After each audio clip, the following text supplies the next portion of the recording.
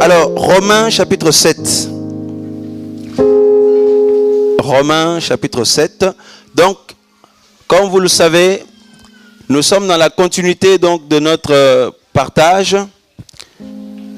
La suite donc des enseignements sur l'origine de nos problèmes. Nous allons voir quelles sont les solutions du Seigneur pour résoudre tous nos problèmes. La dernière fois, nous avons vu comment le Seigneur nous a donné la victoire en Christ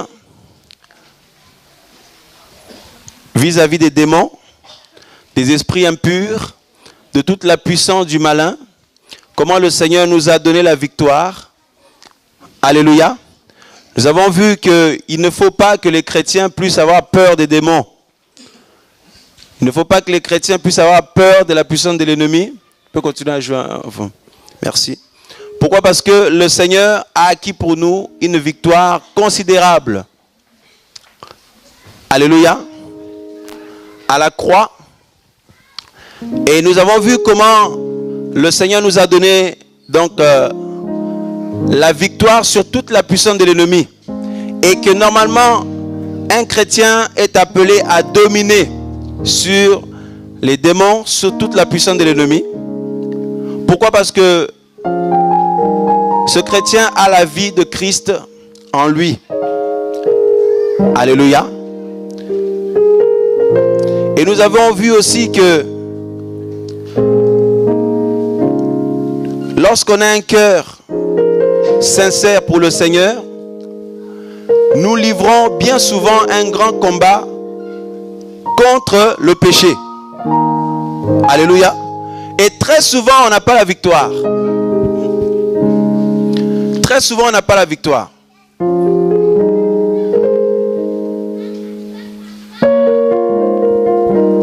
Alléluia. On a vu que beaucoup de personnes veulent plaire à Dieu parce qu'on aime le Seigneur, on veut aller au ciel, on veut tous les jours vivre la gloire du Seigneur, mais on s'aperçoit que nous rencontrons des difficultés au quotidien. Et beaucoup d'enfants de Dieu sont désemparés parce qu'ils ne savent pas comment faire pour résoudre ces problèmes-là. Alléluia. Et nous avons vu que il y a une catégorie de maladies qui affectent les hommes, qui détruisent la vie des hommes. On avait vu ça dans le livre de Galates chapitre 5, 2 Timothée 3 aussi. Alléluia. La haine, le racisme, la débauche, la sorcellerie, l'orgueil, toutes ces choses qui sont à l'intérieur. Et on avait vu que quelqu'un peut être malade physiquement et se faire soigner. Mais les maladies intérieures, c'est Dieu qui peut nous les soigner. Ce ne sont pas les médecins de ce monde. Même les médecins les plus diplômés ne peuvent rien y faire. Et c'est les maladies intérieures qui détruisent nos vies. Et la vie des autres autour de nous aussi. Et nous avons vu que suite à nos familles, à nos ancêtres, et par rapport au sang qui coule dans nos veines, nous avons eu un héritage. Tous, qu'on le veuille ou pas, dès qu'un enfant vient au monde, cet enfant est innocent par rapport à la moralité parce qu'il n'a jamais rien fait de mal encore. Mais par rapport au sang qui coule dans ses veines, cet enfant est coupable par rapport au péché originel d'Adam et Ève. Et on va s'apercevoir que cet enfant va hériter le caractère et certaines mauvaises choses de ses parents, donc son père, sa mère, et ses grands-parents, et ses arrière-grands-parents, arrière-arrière-grands-parents. Si on remonte, c'est jusqu'à Adam et Ève. Et on a vu que la plupart du temps, si on est honnête avec nous-mêmes et avec le Seigneur, on s'aperçoit qu'on est vraiment pourri de l'intérieur. Quand bien il y a un peu de qualité, mais on a plus de choses mauvaises en nous que de bonnes choses. Alléluia. On avait vu qu'il y a cet héritage là dans le sang. On avait pris un passage donc dans Lévitique 17, 11 jusqu'à 14. Alléluia. Qui nous dit, la vie de toute chair est dans le sang, ou l'âme de toute chair est dans son sang. Quand on parle de l'âme, on voit la personnalité. Dans le sang, il y a la vie, il y a notre caractère. Alléluia. On a vu aussi que beaucoup de personnes, lorsqu'ils sont venus au Seigneur, se retrouvent à lutter, à avoir des luttes, des combats qu'ils ne comprennent pas. Il dit, mais je ne le cherche pas. Comment je peux avoir de tels combats et on souffre? Et comme la plupart du temps on est dans la défaite, il y en a qui baissent les bras, il y en a qui culpabilisent parce qu'ils posent des actes qui sont indignes d'un enfant de Dieu. Alléluia. Et beaucoup de personnes souffrent en silence. Beaucoup de dirigeants, même des pasteurs, soi-disant des apôtres, tout ce que vous voulez, mènent une vie de défaite. La puissance de l'ennemi a été vaincue à la croix il y a 2000 ans par le Seigneur. Mais les démons continuent à travailler, l'ennemi continue à travailler pour influencer les gens à tomber dans le péché et à pratiquer le péché. Alléluia. Alors que Christ vient nous emmener dans une dimension de gloire où nous devons régner avec lui. Mais on s'aperçoit dans la vie de tous les jours que nous ne régnons pas forcément. Parce que la volonté de Dieu est qu'on puisse régner sur la puissance de l'ennemi, sur le péché. Alléluia. Sur la mort et tout ça. Mais la plupart du temps, la majeure partie des chrétiens sont dans la défaite. Alléluia. Et on avait vu l'exemple de Paul, qui à un moment donné dans sa relation avec le Seigneur était arrivé aussi à ce stade-là, où il disait, le bien que je veux faire, j'arrive pas à le faire, mais le mal que je ne veux pas faire, c'est ça que je fais. Il dit, quand bien même je veux faire le bien, mais le mal est attaché à moi. Il a pleuré, il dit, mais qui va me délivrer de cette situation horrible? Parce que j'ai un Seigneur glorieux, j'ai un Seigneur puissant, mais je m'aperçois que je suis esclave et je ne peux pas sortir de cet état d'esclavage. Je souffre et je fais souffrir les autres. Alléluia. Vous pouvez avoir en vous l'héritage du vol. C'est-à-dire que peut-être votre père ou votre mère, ou peut-être l'un de vos grands-parents ou l'un de vos ancêtres avait cette maladie de vol et vous pouvez l'hériter par le sang. Ça veut dire que ça va être plus fort que vous. Vous ne pouvez pas vous empêcher de voler quelque chose. Quand vous allez quelque part, c'est comme si vous êtes poussé il faut piquer quelque chose. Si tu ne piques pas quelque chose, tu n'es pas tranquille. Et tu sais que c'est pas bien. Tu en souffres. Mais tu ne sais pas comment sortir de là. Il y en a, c'est la maladie du sexe. Si vous regardez, la mère avait plusieurs hommes, ou le père avait plusieurs femmes. Si ce n'est pas eux, c'est les grands-parents, etc. La personne ne peut pas s'empêcher. Il faut absolument tout le temps, même s'il est avec quelqu'un, il faut qu'il aille voir ailleurs. C'est une maladie aussi. Il y en a, c'est la sorcellerie. Ils trouvent un plaisir dans tout ce qui est mystique, tout ce qui est spiritisme, tout ça là. Ils sont attirés par ça. C'est une maladie, c'est un héritage qu'il y a dans le sang. Alléluia. Il y en a, c'est l'orgueil. Il ne peut pas s'empêcher d'être orgueilleux, même s'il ne le dit pas. Dans ses agissements, on voit l'orgueil terrible. Tout le monde s'en aperçoit, sauf lui. C'est une maladie aussi. Et plein d'autres maladies. On avait vu ça dans Galates 5. Les fruits de la chair. Tout ça sont des maladies. Alléluia.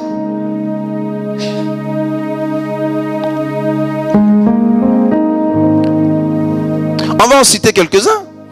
Galates 5. Vous allez voir que il est plus que temps d'accepter Jésus-Christ dans sa vie et de comprendre ces choses. Sinon, tu peux être chrétien depuis 5 ans, 10 ans, 15 ans, mais tu es dans la défaite totale. Tu aimes le Seigneur dans ton cœur, mais sur le plan des fruits, il n'y a rien. Beaucoup finissent par retourner dans le monde, tu vois mon frère Thierry. Ils culpabilisent. Ils disent mais j'aime le Seigneur, mais regarde les actes que je pose. Tout ce que Dieu n'aime pas, c'est ça que je fais.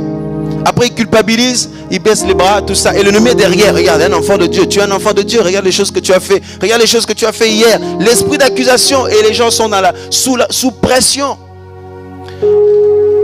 Et étant ignorants par rapport à ce que Christ a accompli pour eux, ces personnes vont être dans la défaite totale et être écrasées par l'ennemi. Alléluia. Galates 5, le verset 19. Or, les œuvres de la chair sont évidentes. Ce sont la débauche ou impudicité. Alors, ce sont la débauche, l'impureté, le dérèglement. On ne peut avoir une vie stable. On est déréglé dans nos agissements. On est partout, on fait tout et n'importe quoi. Le dérèglement. L'idolâtrie. Le fait de vénérer toujours quelque chose. Vous allez voir, il y en a, ils sont idolâtres. Dès qu'il y a quelqu'un qui est influent à leur côté, ou un objet qu'ils aiment beaucoup, tout de suite ils vont se mettre à idolâtrer cette chose-là. C'est une maladie. Si vous vérifiez, dans la famille, il y a des gens qui étaient comme ça. Alléluia. C'est pour ça qu'on dit telle mère, telle fille, tel père, telle fille, je ne sais pas moi. Les maladies héréditaires.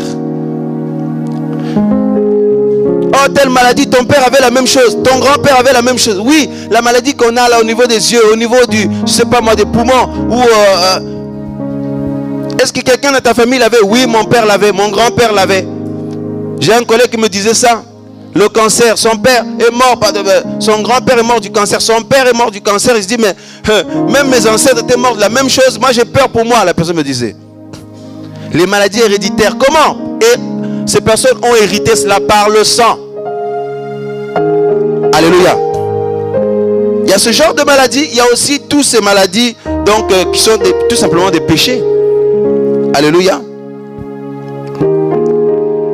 Donc pas le cancer, tout ça, mais les autres là, débauche, impureté, dérèglement, idolâtrie. Je suis dans le verset 20 de Galates 5. La magie, les rivalités.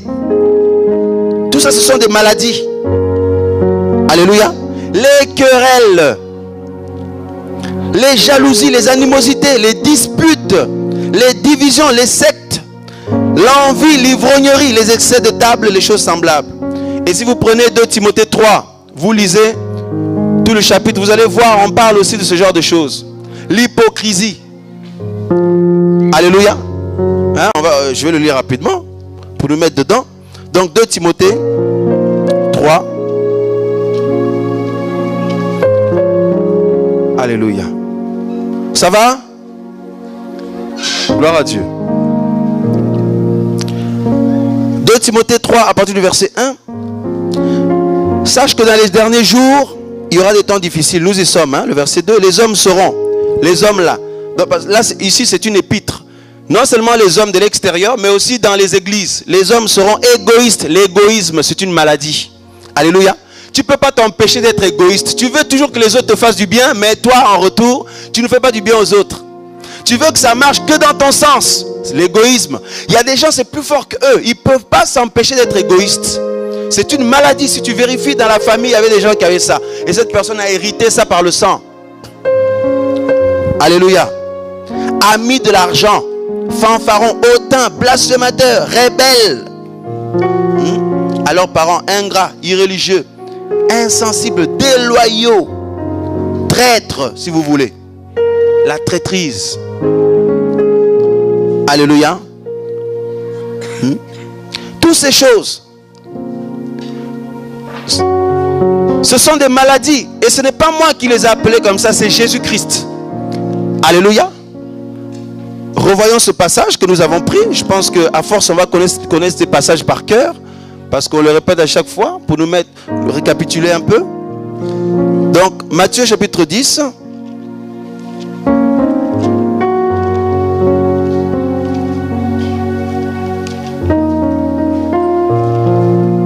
Suivez très bien, frères et sœurs. N'oubliez pas ce que je disais l'autre fois, Matthieu chapitre 9 plutôt. C'est la parole de Dieu qui a la puissance de nous libérer de toutes choses. Parce que la parole de Dieu, c'est Jésus-Christ. Dans la parole du Seigneur, il y a une puissance libératrice terrible, frères et sœurs, terrible. C'est pour ça qu'il est écrit, vous connaîtrez la vérité vous affranchira. Et la vérité est une personne, c'est Jésus-Christ lui-même.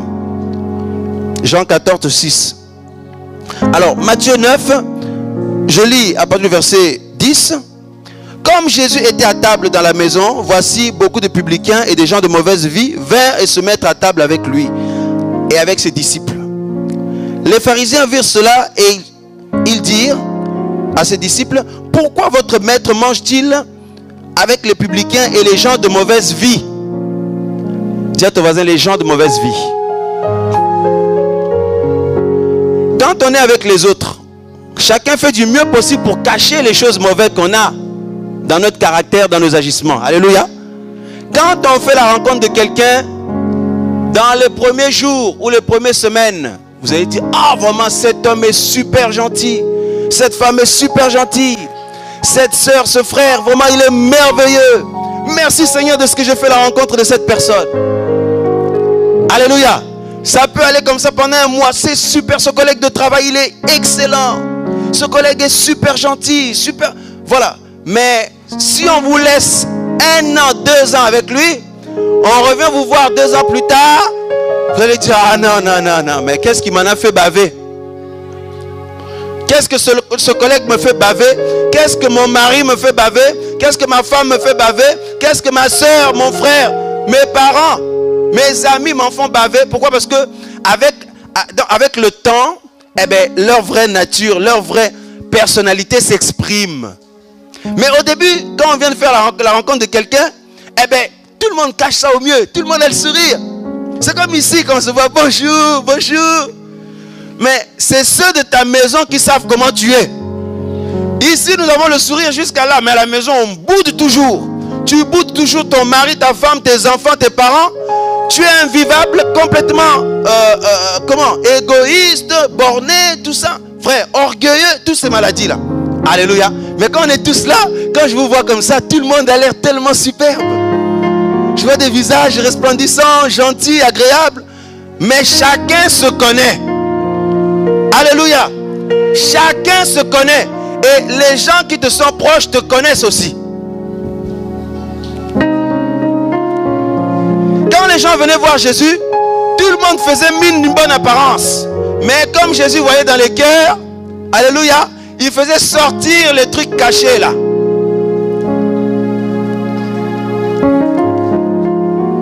J'aime la parole de Dieu, frères et sœurs, parce qu'il y a la vie en elle. Le verset 11, il dit pourquoi votre maître mange-t-il avec les gens de mauvaise vie? Regarde le verset 12. Jésus ayant entendu cela leur dit, ce ne sont pas ceux qui se portent bien qui ont besoin de médecins, mais les malades. Donc Jésus-Christ qualifie les gens de mauvaise vie ou les mauvais agissements ou les mauvais caractères ou les choses qu'on a héritées. Toutes ces choses qui nous pourrissent la vie, Jésus parle de ça. Il dit donc il parle de médecins, donc il fait allusion à, c'est comme ça, ce sont des maladies. Alléluia. Mais bien sûr, être têtu, c'est une maladie. Vous savez ça? Tu peux te blesser, avoir un hématome. Tu vas aux urgences. On te met des sparadrap. Je ne sais pas moi de quel médicament là. Donc on te donne des antidouleurs. Quelques jours après, tu t'en remets. Mais la maladie de la têtutesse, tu peux aller dans l'urgence le plus performant de France, même des États-Unis. Tu ne seras pas guéri de la têtutesse. Alléluia. Dis à ton voisin, cette maladie est plus grave. Donc vous voyez que ces genres de maladies-là sont plus graves que les autres. Me blesser physiquement, c'est rien ça, on peut nous soigner. Mais à l'intérieur, mes amis, à l'intérieur, mes frères et sœurs, ça c'est le pire. Voilà pourquoi le monde est dans cet état chaotique. Parce que les hommes sont malades. Jésus-Christ est venu pour nous guérir de nos maladies. Il dit ce ne sont pas ceux qui se portent bien qui ont besoin de médecins, mais ceux qui sont malades. Et regardez le verset 13. Allez et apprenez ce qui signifie je prends plaisir à la miséricorde et non au sacrifice, car je suis venu appeler, car je ne suis pas venu appeler des justes à la repentance, mais des pécheurs. Il dit, c'est des pécheurs que je suis venu appeler à la repentance. Waouh! Waouh, mes frères et sœurs. Donc Jésus-Christ est venu pour nous les pires là. Ben, même ceux qui sont de familles nobles, qui semblent bien éduqués, mais ils sont quand même pourris, ils ont tous ces maladies quand même. Je vous le dis, ils le cachent avec des bonnes manières. Oh, bonjour, tout ça. Mais à l'intérieur là, tous les hommes, le sang d'Adam et Ève coule dans nos veines. Nous avons hérité tous d'une vie impure. Parce que la vie est dans le sang. Alléluia. Et nous sortons tous d'Adam et Ève. Comme eux ils ont péché dans le jardin d'Éden, toute la race humaine a hérité d'une vie impure. Donc nous avons une disposition innée, c'est-à-dire on est avec ça. Donc c'est inné, on est déjà prédisposé à faire le mal. C'est pour ça que vous voyez, même un bébé, mais on peut vous demander quand l'enfant a 1 an, 2 ans, on peut se dire mais quand est-ce qu'il a appris à faire des bêtises? Qui lui a appris à faire des bêtises? 3 ans. Les parents passent leur temps à redresser ses enfants. D'où on parle de l'éducation. C'est-à-dire que redresser, l'éducation c'est redresser. Alléluia. On redresse l'enfant, on lui montre le bon chemin. Mais comment il sait déjà faire les mauvaises choses? Tiens, tu vois l'héritage. C'est dans le sang. Et quand on devient adulte, l'héritage est toujours là. C'est pour ça que vous avez des pervers dans tous les sens. C'est pour ça que vous avez des grands meurtriers, des gens qui posent des actes horribles, inhumains. Parce qu'ils ont des maladies. On les enferme quelque part, on les bourre de cachetons, on leur donne des cachetons, ils deviennent comme des légumes. Ce n'est pas comme ça qu'on peut les guérir de ces maladies. Ces maladies se guérissent auprès de Jésus-Christ de Nazareth. Alléluia. Pas dans une religion, mais auprès de Jésus-Christ de Nazareth. Alléluia. Ça commence à venir là, je me sens bien encore là. Parce que quand on parle de ça, je me sens bien, frères et sœurs. Tu sens la vie de Dieu. Dans la parole de Dieu, il y a la vie. Les vrais enfants de Dieu, quand la parole de notre maître nous est donnée, oh, tu sens en toi quelque chose qui vibre. Mais les faux chrétiens, eux, ça fait ni chaud ni froid. Voilà pourquoi ils ne changent pas de vie. Alléluia. Donc Jésus dit, les gens de mauvaise vie, ce sont des malades. Combien de défauts on a nous tous? S'il faut qu'on puisse prendre une feuille, chacun ici, devant Dieu, chacun se met dans un coin où personne ne te voit, t'écris tous tes défauts. Ah, combien de feuilles tu vas remplir? Mais bizarrement, personne d'entre nous aime qu'on lui dise ses défauts. Même moi qui vous parle, quand on nous dit des défauts, ça pique là-bas. Alléluia. Personne n'aime qu'on lui dise, toi ton défaut c'est ça, toi change ça, tout ça. La plupart du temps on se braque, mais pourtant c'est là. Alléluia. Et le Seigneur veut nous apprendre à ne plus se braquer justement, à nous ouvrir à lui. Et c'est comme ça qu'on va être guéri. L'héritage. Tu n'as rien demandé, tu te retrouves à mener des combats terribles. Mais oui, tes ancêtres ont fait des alliances avec des esprits. Tu te retrouves à mener des combats terribles. Dans ton sang, il y a un héritage mauvais. Je ne sais pas pourquoi je suis comme ça, j'en ai marre. Moi, je ne sais pas pourquoi je suis comme ça. Mais oui, l'héritage. Mais ne t'inquiète pas, ma soeur, mon frère, ne pleure plus. Parce que le Seigneur de gloire est venu une fois pour toutes pour résoudre tous nos problèmes. Donc ne t'inquiète pas, il y a une solution pour sortir de là. D'abord, cette solution, c'est Jésus-Christ. Et c'est la parole de Dieu. Maintenant, il faut comprendre point par point. Parce que l'ignorance tue. Alléluia. Quelqu'un qui est héritier d'un grand roi, s'il est ignorant, il va galérer comme les esclaves. C'est ce que Paul dit d'ailleurs. Alléluia. Il dit aussi longtemps que l'héritier est un enfant, il ne diffère en rien d'un esclave, quoi qu'il soit maître de tout. Quand on grandit, on commence à comprendre les choses. On commence à prendre connaissance de ce que Jésus a fait pour nous, de notre identité réelle en Christ et donc de la dimension glorieuse de ce que Jésus a accompli pour nous. Alléluia. Bon, on va rentrer tout de suite dans le vif du sujet. Romains chapitre 7. Romains chapitre 7. On va s'y retrouver là encore. Là. J'aime la parole de Dieu parce qu'elle est directe. Quand on la lit, personne ne parle, mais dans l'intimité de notre cœur, tout le monde s'y retrouve. Alléluia. La parole a le pouvoir de mettre le doigt, cibler les choses qu'il y a en nous. Vous pouvez voir un frère qui est là, qui chante, oh alléluia, il pleure pendant le culte. Mais quand les réunions c'est fini, les actes qui posent dehors, si vous le voyez, d'ailleurs il se cache. Dès qu'il voit un chrétien quelque part, alléluia. Non, attends, dis-moi, la voiture bleue là. Écoute, dès que la voiture bleue part, tu me fais signe. Il se baisse comme ça. Il y a un frère qui m'a déjà fait le témoignage. Il est parti draguer dehors et manque de chance pour lui, des chrétiens passaient dans le coin. Il dit à la personne qui est partie draguer, ils étaient dans la voiture. Je me baisse. Il dit, mais pourquoi tu te baisses? Non, t'occupe. La voiture là qui est là. Et les gens que tu vois, dès qu'ils sont passés, fais-moi signe. Alléluia. Dès qu'ils partent, ils relèvent la tête. Mais c'était qui ces gens? Oh, mais t'inquiète pas, laisse tomber. Tu as ton voisin hypocrite. Mais le même frère dans l'assemblée, alléluia, alléluia. Vous le voyez ici bien habillé, mais quand il sort, boucle d'oreille, s'habille sexy comme il n'y a pas.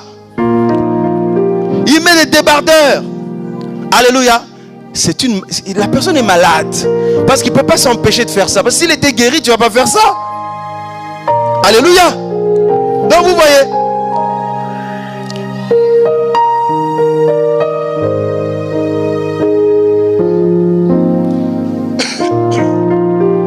Alléluia. La personne est chrétienne, mais dès qu'il est avec les païens, il se comporte comme des païens. Quand les païens piquent des trucs, lui aussi pique des trucs. Ne dites pas que c'est moi. Hein. Je prends ça, mais ne dites pas que c'est moi. Alléluia. Bien aimé, on a besoin d'une guérison. Alors, Romains chapitre 7. Nous allons lire ensemble. On va suivre, je vais lire le verset. Donc je vais relire le verset 15. Je peux y aller?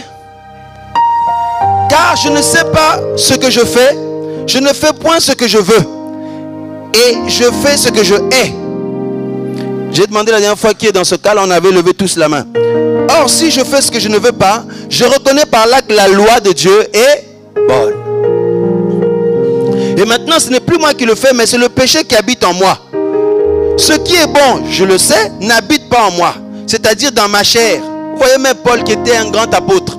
Il est passé par là lui aussi. Alléluia. J'ai la volonté, mais non le pouvoir de faire le bien. Car je ne fais pas le bien que je veux, je fais le mal que je hais. Le mal que je ne veux pas. Et si, le verset 20, et si je fais ce que je ne veux pas, ce n'est plus moi qui le fais, c'est le péché qui habite en moi. Bien aimé, la Bible dit le péché habite en nous. On poursuit verset 21. Alléluia. Je trouve donc en moi cette loi. Quand je veux faire le bien, le mal est attaché à moi. Car je prends plaisir à la loi de Dieu selon l'homme intérieur. C'est-à-dire dans mon cœur, j'accepte la parole de Dieu. J'aime la parole de Dieu. Je prends plaisir. J'ai envie de plaire à Dieu. Alléluia. Mais le verset 23. Je vois dans mes membres une autre loi. Je vois dans mes membres. C'est comme si tu es spectateur. Quand tu poses des actes, tu dis mais c'est moi qui fais ça là. Tu vois tes membres poser des actes. Tu as honte. Tu ne te comprends pas. Tu dis mais moi j'aime le Seigneur. Mais pourquoi je fais ça? Alléluia. Je vois dans mes membres une autre loi qui lutte contre la loi de mon entendement et qui me rend captif de la loi du péché qui est dans mes membres. Misérable que je suis, qui me délivrera de ce corps de mort? Mais grâce soit rendue à Dieu par Jésus-Christ notre Seigneur. Alléluia.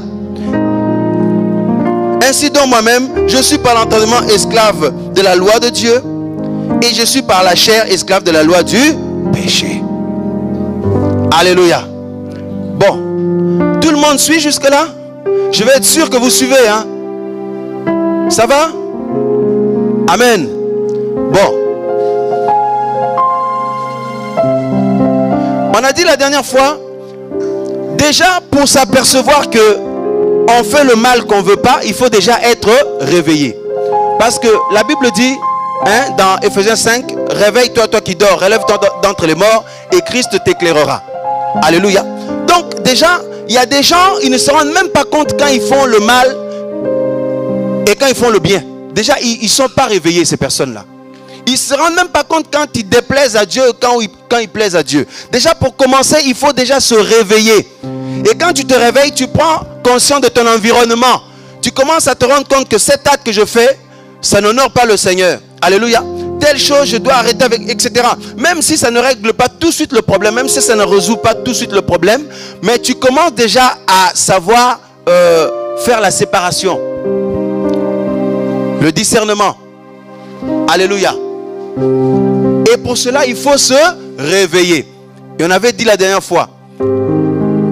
Je pense que de plus en plus nous sommes réveillés parce que ceux qui se retrouvent dans ce cas-là, que le bien qu'ils veulent faire, ils n'arrivent pas à le faire, mais le mal qu'ils ne veulent pas faire, c'est ça qu'ils font. Donc si tu t'aperçois de ça, c'est bien déjà. Ça veut dire que tu es réveillé. Alléluia. Ouais. Tous tes problèmes ne sont pas réglés, mais tu as la conscience éveillée déjà. Donc tu te rends compte, tu t'aperçois un peu des choses que tu fais. Parce que quelqu'un qui dort, il ne se rend compte de rien. Alléluia. Quand vous voyez des chrétiens pratiquer des choses pendant des mois et des mois, des années, des semaines et des semaines, dites-vous qu'ils ne sont pas réveillés. Ils ne se rendent même pas compte, ils sont là. Ce ne sont pas des chrétiens. Parce que chrétien, ça veut dire comme Christ. Alléluia. Beaucoup de dirigeants, même dans les églises, sont dans ce cas. Maintenant, frères et sœurs, aujourd'hui nous évoluons. Nous allons toucher un point. C'est que Paul dit: misérable que je suis, qui va me délivrer de cette situation horrible? J'aime le Seigneur, mais je suis là, je galère, je souffre. Et il nous apprend quelque chose. Et regardez au verset, au verset 23. Il dit: je vois dans mes membres une loi. Alléluia. Une loi qui lutte contre la loi de mon entendement et qui me rend captif de la loi du péché, qui est dans mes membres. Donc, Paul nous apprend ici, il dit, dans nos membres, il y a le mal qui est là. Il y a le péché qui est attaché à nos membres. Alléluia. Alléluia. Regardez au chapitre 8, le verset 3. Le verset 3, chapitre 8, verset 3. Suivez très bien, frères et sœurs. Parce que nos couples sont pourris, nos familles sont pourries, nos églises sont pourries à cause de tous ces problèmes-là. Car, chose impossible à la loi, donc Romains 8, 3, parce que la chair la rendait sans force, Dieu a condamné le péché dans la chair en envoyant à cause du péché son propre fils dans une chair semblable à celle du... Vous suivez avec moi? À celle du péché. Donc Dieu a envoyé Jésus-Christ dans une chair semblable à celle du péché. Mais la chair de Jésus-Christ n'était pas la chair de péché. Parce que lui, il a vécu sans péché. Vous savez pourquoi? Alléluia. Parce que Marie avait conçu par l'action du Saint-Esprit. Donc, Jésus-Christ est exclu de l'hérédité de l'hérédité d'Adam et Ève. Donc, il n'a pas le sang d'Adam et Ève qui coule dans ses veines. Alléluia. Parce que lui, il a dans le sang de Jésus-Christ, il y a la vie de Dieu, il y a la vie d'en haut, il y a la vie du ciel. Voilà pourquoi, avec le sang de Jésus, nous avons la vie éternelle. Parce que son sang n'est pas pollué comme le nôtre. Tout être humain, notre sang est pollué par le péché d'Adam et Ève. Mais Jésus-Christ, ce n'est pas le cas. Alléluia. Et la Bible dit, Dieu l'a envoyé dans une chair semblable à celle du péché. Ça veut dire que le corps qu'on a là, cette chair, la Bible dit, c'est la chair du péché. Le mal est attaché à ce corps. Alléluia. Voilà pourquoi Paul dit au verset 23, il dit, je vois dans mes membres, parce que ce sont nos membres qui posent des actes. Alléluia. Il dit, je vois le mal. Il dit, je vois le mal est attaché à moi. Le verset 21, je trouve donc en moi cette loi, quand je veux faire le bien, le mal est attaché à moi. Je n'arrive pas à arrêter tel péché. Je n'arrive pas à arrêter de faire tel truc alors que ça ne plaît pas à Dieu. Le mal est attaché à moi. Alléluia. Et Paul dit, il y a une loi dans nos membres. Suivez très bien ici, une loi. Dans tes membres, il y a la loi du péché. Dans mes membres, il y a la loi du péché. Ça veut dire que je ne peux pas m'empêcher de faire le mal. Suivez très bien ici. Alléluia. Une loi, quand on parle d'une loi, on voit quelque chose d'incontournable. Alléluia. Quelque chose qu'on peut pas, on ne peut pas ignorer. On ne peut pas contourner. Qu'on le veuille ou pas, une loi, c'est là. Regardez un peu dans la nature. On va voir quelques lois dans la nature. Suivez bien. Par exemple, le processus de vieillissement. C'est une loi naturelle.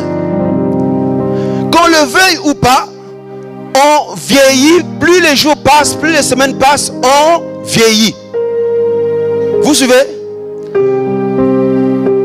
Quelqu'un qui est jeune, donc, va avoir un peu l'aspect de la peau, tout ça, ça va, mais plus les années passent, plus la personne vieillit. Alors, vous avez des gens qui ont des sous et qui essayent de lutter contre ce processus-là. La chirurgie esthétique. Alléluia. Ils prennent leurs sous, ils vont à la banque, ils retirent des grosses sommes d'argent, ils vont voir des, je sais pas, les médecins très performants par rapport à ce domaine-là, mais performants, mais ils ne résolvent toujours pas le problème. Ils vont les voir, ceux qui vieillissent, ils vont voir là-bas, ils disent, je vais avoir une peau de 25 ans. Quelqu'un qui a 50 ans, quelqu'un qui a 60 ans, il va faire de la chirurgie esthétique, il dit, je veux que mon visage puisse se retrouver 30 ans, être à 30 ans ou 20 ans. Je veux que mon nez là, ça puisse être un nez de je ne sais pas quel âge. Alors ils vont là-bas, on leur fait des piqûres, on leur tire la peau. Ils se font tirer la peau, comme certains stars de ce monde-là, que souvent les gens adorent. Oh, telle star musicale, oh, je sais pas moi, Madonna et compagnie. La personne est âgée, mais quand vous le voyez, vous lui donnez 25 ans. Vous lui donnez 30 ans d'apparence, mais si tu regardes bien, alléluia, son âge se voit. On ne peut pas lutter contre, c'est une loi naturelle. Tu te fais tirer la peau et tout, mais après quelques années, ça ride encore. Tu vas encore te faire tirer, tu vas te fatiguer avant Dieu. Tu vas te fatiguer avant Dieu parce que c'est une loi. Quel que soit ce que tu fais, ça va toujours vieillir. C'est comme ça, tu ne peux rien faire contre ça. Alléluia. Quand j'étais adolescent, quand j'ai commencé à avoir la barbe, oh mes frères, je vous assure que cette chose m'a fait souffrir. Vous parlez avec ma maman ou mon papa, je me souviens, je pleurais parce que je ne voulais pas avoir la barbe, tout ça. Ben maintenant, vous voyez, je laisse tout. Quand ça poussait, tout ça, je pleurais. Je dis non, je ne veux pas, tout ça. Frère, je coupais. Dès que ça poussait, je coupe. Quelques jours après, ça repousse, je recoupe. Frère, ça pousse, tu recoupes, ça pousse, tu recoupes, ça pousse. Tu vas te fatiguer. C'est une loi, c'est comme ça. Tu ne peux rien faire. Plus tu grandis, tu vieillis, plus ton corps évolue. Alléluia. C'est une loi naturelle qui est dans la nature. Est-ce que vous comprenez?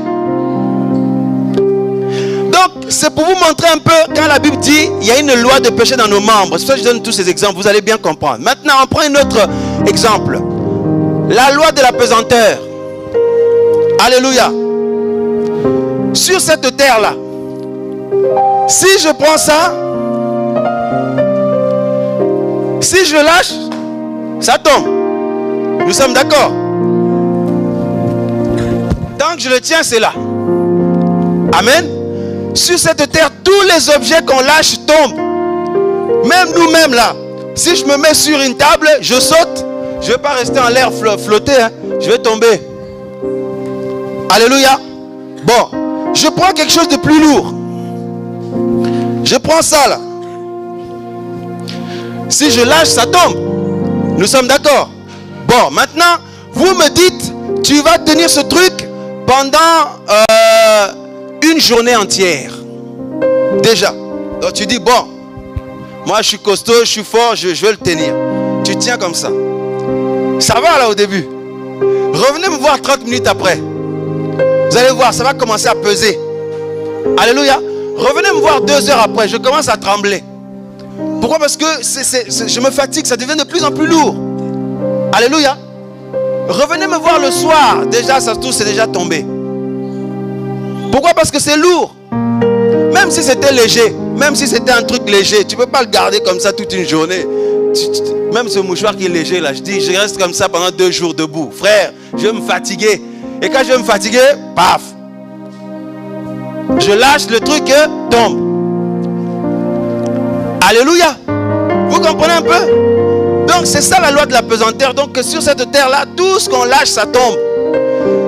Et on peut faire tout ce qu'on veut. Je peux dire, bon, moi je suis sincère, moi je suis sérieux, moi je suis costaud, moi je suis bien disposé. Mais si je tiens quelque chose, je le lâche, ça tombe.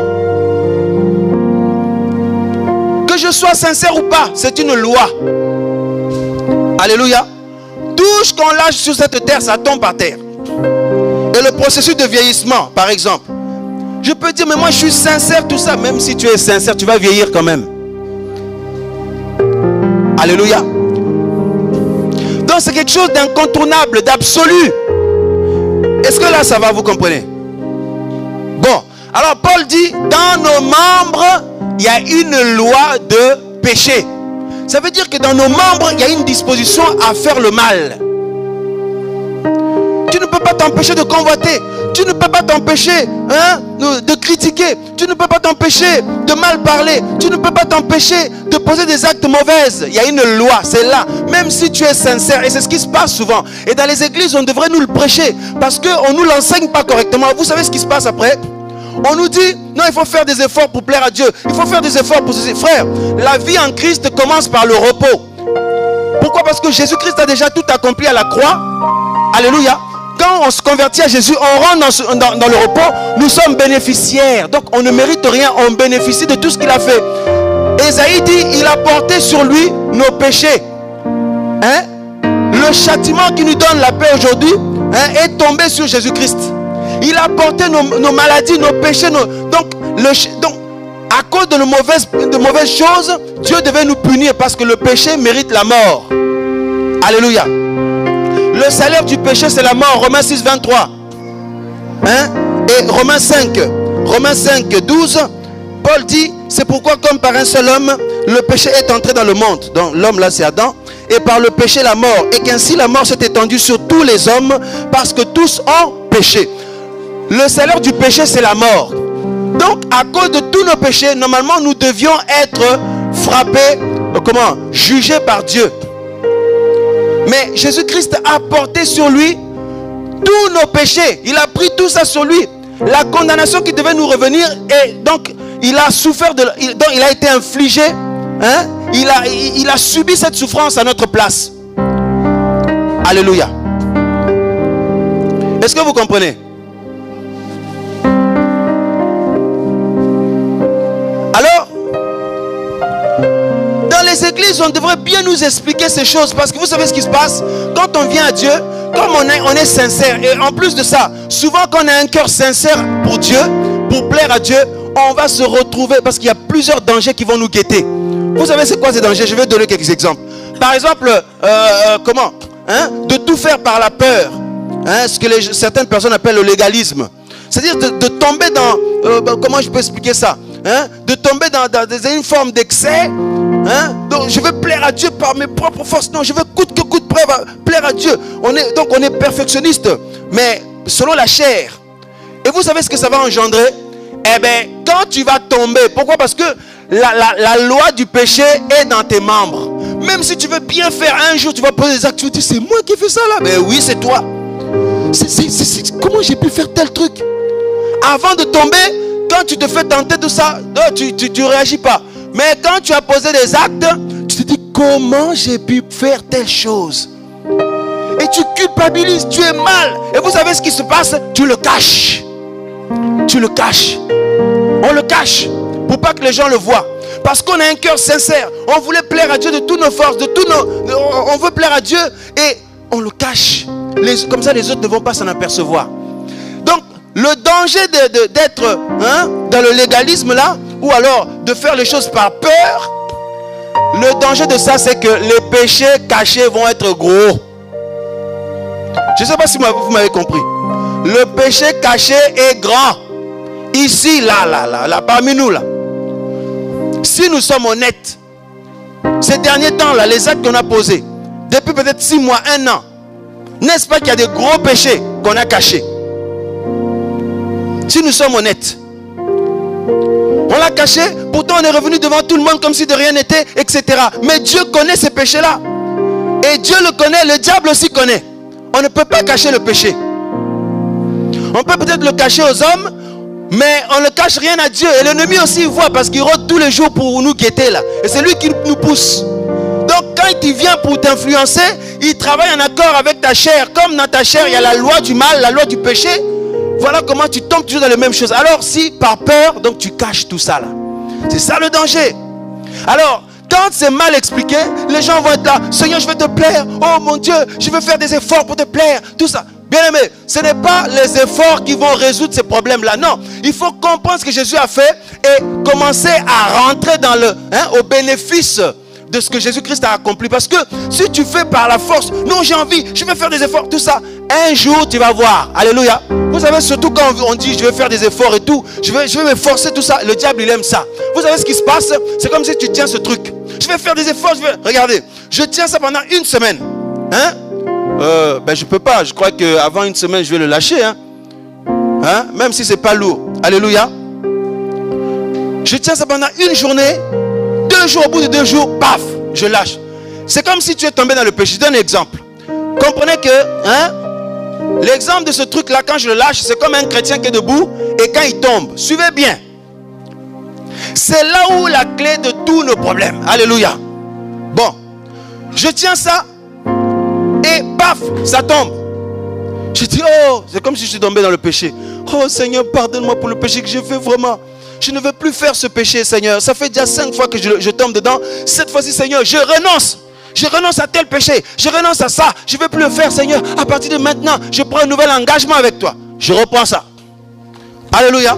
Je prends un nouvel engagement avec toi, etc. Quand on demande pardon, Dieu nous pardonne notre péché. Parce qu'avec le sang de Jésus-Christ, quel que soit le péché, Dieu nous le pardonne. Parce que c'est un sang puissant pour pardonner tous nos péchés. Mais notre péché est pardonné, mais ça ne va pas résoudre le problème de l'origine de notre péché. Parce que le truc qui te pousse tout le temps à pécher, ce n'est pas réglé. Tu demandes pardon, ton péché est pardonné, mais l'origine de ce péché-là, c'est-à-dire que la chair, le problème n'est pas encore réglé. Alléluia. Je reprends ça. Oh Seigneur, pardonne-moi, pardonne tout ça. Hop, le Seigneur te pardonne. C'est comme si je retiens ça à nouveau. J'avais craqué au bout de 2 jours, mais là, au bout de 4 jours, bam. Alléluia. Oh Seigneur, j'ai encore péché la même chose, le même péché, Seigneur. Pardonne-moi, vraiment, je suis désolé, Seigneur, j'ai honte, pardonne-moi. Tu reprends, le Seigneur te pardonne. Tu tiens. Oh, cette fois-ci, Seigneur, je vais tenir, moi, je vais vraiment faire des efforts, je vais m'accrocher à toi, Seigneur, je veux. Là, tu vas tenir 6 jours. Bam. Alléluia. C'est ce que beaucoup de chrétiens vivent. Et il y en a qui le vivent sur une période de 1 an. Il y en a qui le vivent sur une période de 5 ans. Il y en a qui le vivent sur une période de 10 ans. Vous savez ce qui se passe? Ils dépriment après. Ils disent, j'ai tout fait. J'ai tout fait, j'ai tout essayé. À chaque fois, je fais des efforts, mais je tombe toujours dans les mêmes trucs. Après, ils culpabilisent. Il culpabilise et le diable vient. En plus, le diable, lui, il ne va pas se priver de t'enfoncer. Ben oui, regarde-toi, tu prêches aux autres, mais tu prêches la parole aux autres. Tu me fais mine d'être un bon chrétien, une bonne chrétienne dehors. Mais regarde, tu n'es pas mieux que les autres finalement. Comment tu peux te lever pour me combattre? Là, tu tombes toujours dans les mêmes choses. Et tu culpabilises. Vous savez ce qui se passe? Ils baissent les bras et disent, Seigneur, je suis indigne de toi. Tous les jours, ma vie, c'est toujours la même chose. J'ai honte, Seigneur. J'en peux plus, je culpabilise. Tu baisses les bras, tu retournes dans le monde. Et là, l'ennemi t'a eu. Et c'est ce qu'il fait. Il te met la pression. Et parce que tu as mal compris aussi les choses, tu veux plaire à Dieu par tes forces. C'est comme ce truc-là. Je dis, quand on veut plaire à Dieu par nos forces, c'est comme si je dis, je vais tenir ça pendant 1 mois. Je ne peux pas. Avant 1 mois, je vais le lâcher, même si je suis animé d'une bonne volonté. Je vais me fatiguer, je vais le lâcher. Parce qu'il y a une loi qui agit, la loi de la pesanteur. Je ne peux pas lutter contre cette loi. On ne peut pas lutter contre une loi parce que c'est absolu, incontournable. Est-ce que vous comprenez, frères et sœurs? Je me repens, je suis animé d'une bonne volonté. Je dis, cette fois-ci, je vais tenir, Seigneur, parce que je t'aime, moi. Et, bien aimé, comme il y a la loi de la pesanteur, je finirai par craquer. Que je sois motivé, même si des apôtres m'ont imposé les mains, même si des prophètes m'ont imposé les mains, même si toute l'église a prié pour moi, même si j'ai jeûné 1 mois à sec, même si j'ai jeûné 3 semaines à sec, la loi de la pesanteur va continuer toujours à agir. Alléluia. Et ce ne sont pas mes prières, mes jeûnes, tout ça là, ma motivation, le désir de plaire à Dieu qui va résoudre le problème, parce que la loi va continuer toujours à agir. Et je vais toujours tomber, frères et sœurs, je vais toujours tomber. Et c'est ça ce qui se passe. Alléluia. Parce qu'à votre avis, quand Paul se plaint ici, il dit: misérable que je suis, qui me délivrera de ce corps de mort? Comment je vais faire? C'est sûr, parce que Paul, il aimait le Seigneur. Il a dû jeûner, il a dû crier à Dieu, il a dû se mettre des disciplines en place. Mais il tombait toujours pareil, il trouvait toujours dans ses membres la loi du péché.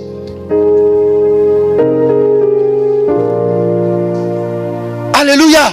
Alléluia. Waouh, je sens qu'on est captivé là. Mais oui, c'est la parole de Dieu. Frère, c'est une réalité ça. Et ça, beaucoup de pasteurs sont dans ce cas-là. Des apôtres, des chrétiens, soi-disant, qui sont là, qui sont chrétiens depuis 20 ans. Ils sont dans ce problème.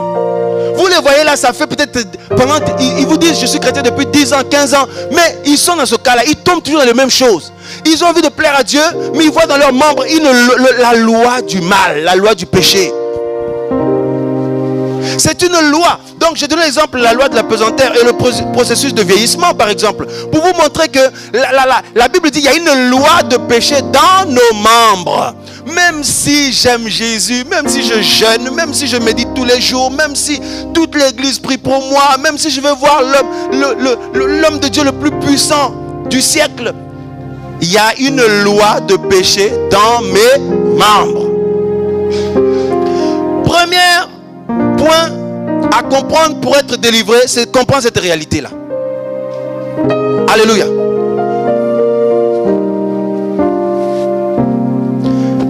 Dans ma chair, il y a une loi de péché.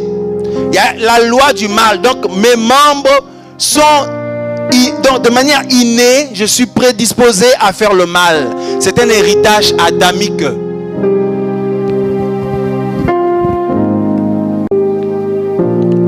Alléluia. Alléluia. Et vous savez ce qui se passe après par rapport aux démons? Même si Jésus-Christ nous a donné la victoire sur la puissance de l'ennemi, mais quand on tombe là, eh bien, on ouvre les portes aux démons. Les démons reviennent.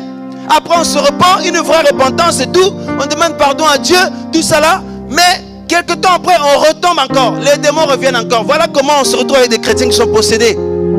C'est parce que il faut premièrement sortir de l'emprise de la loi du péché. Il faut d'abord sortir de là, parce que tant que tu ne sors pas de ce terrain là, tu es foutu. Même si tu es bien disposé, tu es motivé, tu aimes le Seigneur, tu vas toujours tomber et les démons vont toujours revenir, parce que c'est eux qui vont t'influencer. Alléluia. Et tu vas vivre le même scénario à chaque fois, le même scénario. À un moment donné, tu es fatigué, tu déprimes. Il y en a qui sont tombés dans la dépression, des chrétiens sincères. Il y en a qui dépriment. Ils se disent que: mais j'aime le Seigneur, mais comment est-ce qu'il veut faire? C'est pas possible. Ils pleurent, tout ça. Et comme ils ne peuvent pas en parler, ils ont honte. Eh bien, en secret, on souffre, on pleure. Alléluia. C'est pour ça que je disais, bien aimés, nous tous, nous avons besoin de guérison. Ça, mes soeurs, tout ça, c'est bien d'être venus là. C'est important de comprendre ça. Parce que si tu sors de l'emprise de cette loi, tu vas marcher dans une position de victoire. Les démons ne pourront plus t'atteindre. En fait, tu vas régner avec Christ. Mais tant que ce problème n'est pas réglé, même si le Seigneur a vaincu la puissance de l'ennemi, tu continueras à être dominé par la puissance de l'ennemi. Pourquoi? Parce que quand tu vas tomber, l'ennemi va revenir encore. Parce que chaque péché qu'on pose, derrière chaque péché, il y a des démons. Derrière le péché du sexe, il y a des démons derrière. Derrière le vol, il y a des démons derrière. Les démons de vol, le démon d'alcool, les démons de la cigarette, le démon de la convoitise, les démons du, je sais pas moi. Alléluia. Ces démons t'influencent. En même temps, tu as l'influence des démons. En même temps, tu as la loi du péché qui agit dans tes membres. Bien aimé. Et voilà comment on ne fait que subir. Vous venez voir des chrétiens qui sont là depuis 10 ans, 15 ans, 20 ans. Quand vous regardez leur vie, ça n'a rien à voir avec des chrétiens. Au départ, ces personnes étaient motivées. Ils aimaient le Seigneur, ils craignaient le Seigneur. Mais venez le voir quelques temps après. Tout le monde passe par là. Le bien que je veux faire, j'arrive pas à le faire. Le mal que je ne veux pas faire, c'est ça que je fais. Tout le monde expérimente ça un jour. Et la plupart du temps, nous échouons. Pourquoi? Parce que nous, on n'a pas bien compris comment sortir de là. comprenez? Le problème ne se résout pas quand tu dis, oh Seigneur, maintenant je renonce à tel truc. C'est bien de renoncer, mais tu vas voir, tu renonces, mais quelque temps après, tes membres vont reposer cet acte-là. Alléluia. La délivrance se trouve dans notre compréhension de ce que Dieu a fait pour nous en Christ. Quand tu vas comprendre ça, frères et sœurs, tu n'as plus besoin de dire, je renonce à ça, je renonce à ça. Tu vas rentrer par la foi dans le repos de Christ et tu vas être au bénéfice de ce que Jésus a accompli. Vous savez pourquoi? Jésus a accompli quelque chose. Alléluia. Alléluia. Alléluia.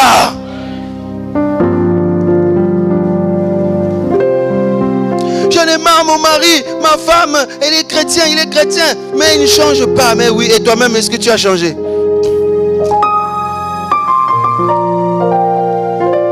On est tous là. Bon.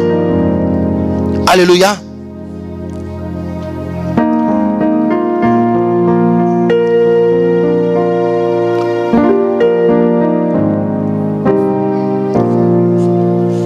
Voilà.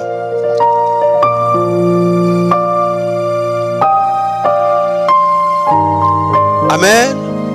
Amen.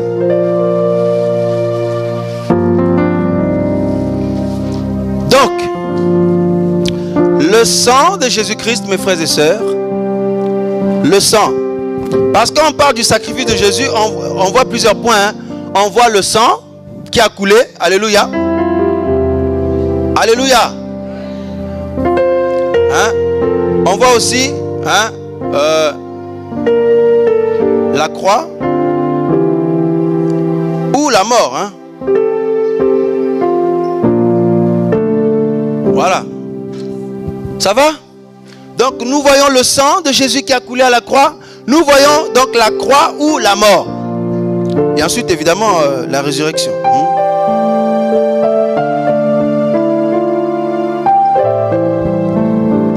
Alors le sang, il faut comprendre l'utilité du sang de Jésus. Le sang de Jésus, c'est pour faire expiation. Hein? Je lis rapidement Lévitique. Hein?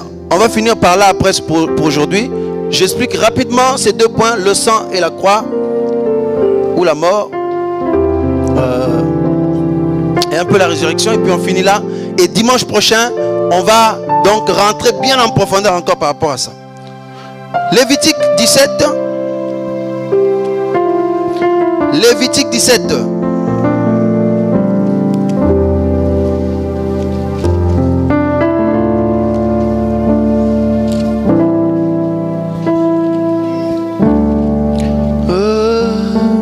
Tu es assis.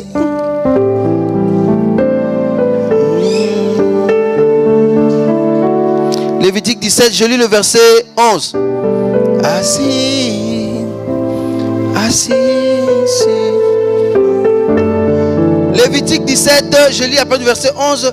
Car la vie de la chair est dans le sang. Je vous l'ai donné sur l'autel afin qu'il serve d'expiation pour... Bon. Dans d'autres versions, on dit qu'il fasse propitiation. Comme Martin ou Osterwald. Alors, le sang, c'est pour faire expiation. C'est pour que nos péchés soient expiés. Voilà l'utilité du sang. Ça veut dire que quand je donne ma vie à Jésus, quel que soit tout ce que j'ai fait dans le monde, le sang de Jésus-Christ qui a coulé fait expiation pour mes péchés. Et je suis pardonné totalement. Alléluia. De tous mes péchés, quelle que soit leur gravité, le Seigneur me pardonne par le sang de Jésus. Suite à ma repentance. Donc, déjà pour venir à Jésus, il faut se repentir. Tout le monde sait, la repentance. Donc, dans la repentance, donc nous sommes d'abord convaincus de nos péchés. Hein, par l'action du Saint-Esprit et de la parole de Dieu. Le Saint-Esprit convainc mon cœur. Donc j'entends la parole de Dieu. Le Saint-Esprit convainc mon cœur. Je suis convaincu de mes péchés. Et dans la repentance, je confesse mes péchés à Dieu.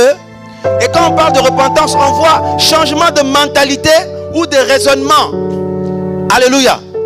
Et Il faut faire une vraie repentance, parce que si tu fais une fausse repentance, tes problèmes ne vont pas se régler. La preuve, il y a des gens qui se repentent, mais ils tombent toujours dans les mêmes choses. La vraie repentance se voit par les fruits qu'on porte après. Une vraie repentance va engendrer, va nous accorder la nouvelle naissance, ou la naissance d'en haut, ou alors la conversion. Une vraie repentance nous donne toutes ces choses-là. Ou alors la régénération. Alléluia. Et quand on parle de conversion, conversion c'est changement de direction. J'allais sur le chemin de l'enfer, je change de direction pour aller dans le chemin de la vie. Alléluia. Bon, donc je me repens, le sang du Seigneur intervient pour pardonner toutes mes impuretés et mes péchés. Maintenant, je commence une vie avec Jésus-Christ, et dans ma marche de tous les jours, comme vous l'avez constaté, on peut brancher d'une manière comme d'une autre. Alléluia. On peut tomber aussi, tout ça là, on peut trébucher, etc. Et nous avons toujours besoin du sang de Jésus. Parce que même si nous voulons bien avancer avec lui, mais on voit que on peut tomber aussi. Il ne faut pas le prévoir, il ne faut pas comment je veux dire, le construire. Il ne faut pas bâtir ton péché.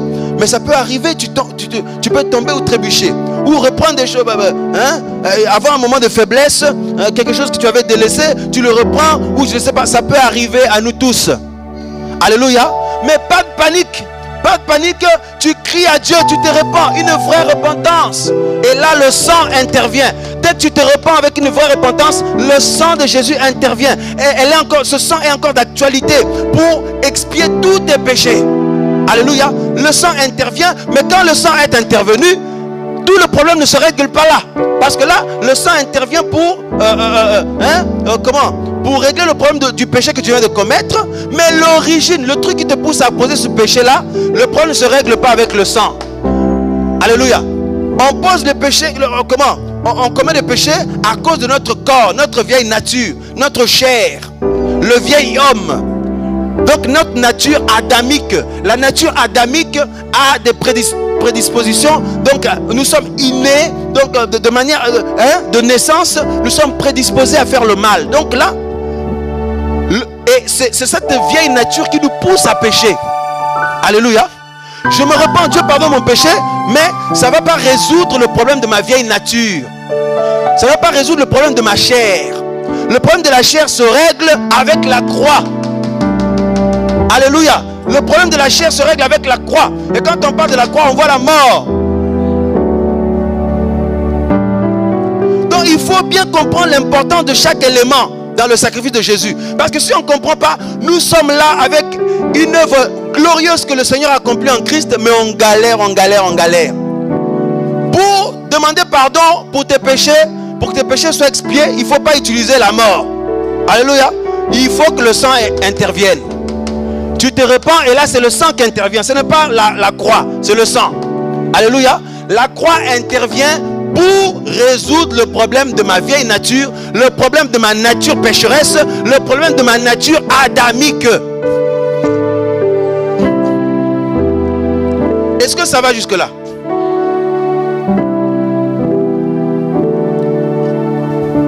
Déjà, beaucoup de chrétiens sont perdus déjà avec tout ça. Là. Ils ne savent même pas comment se positionner. Voilà comment la galère continue.